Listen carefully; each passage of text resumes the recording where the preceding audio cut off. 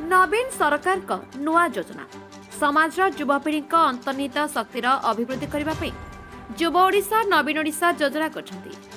एही योजना माध्यम प्रति स्कूल कॉलेज तथा ग्रामांचल एवं सहरांचल रहुवा प्रत्येक छात्र छात्री निजर अंतर्निहित गुणर परिप्रकाश करिवार गोटे सठिक माध्यम होई परिबो बोली आज कटक जेकेबीके कॉलेज रे अनुष्ठित होइतबा युव ओडिशा नवीन ओडिशार उद्यापनी उत्सव रे मुख्य अतिथि भाव जोगदेई शिक्षा मंत्री अतनु सब्यसाची कहिथे। अन्य पक्षरे यह उद्यापनी उत्सव रे कटक 14 विधायक सौभिक विश्वास मध्य जोगदेई कॉलेज समस्त उद्यमान छात्र छात्री मानकु उत्साहित करने सहित निष्ठार सहित निज निज अंतर्निहित शक्ति को विकसित करने को बार्ता देते। यह कार्यक्रम में कॉलेज अधिकांश छात्र छात्री माने नृत्य गीत वाद्ययंत्र कलाकृति खेल सहित विभिन्न प्रकार विभाग में भाग लेते। परिशेष में कृतकार्य हासिल करथिबा छात्र छात्री मानकु मान्यवर मंत्री ट्रॉफी सहित मानपत्र प्रदान करथिले।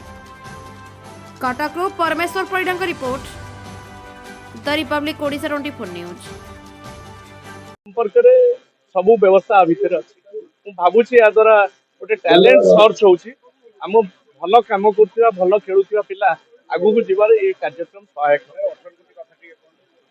एठी आवश्यकता अछि। मैडम गोटे 18 कोटी पाखापाखि गोटे G+4 रो प्रपोजल दैछन्ती आमे संपर्क विचार करू निश्चित पदक्षेप नबु।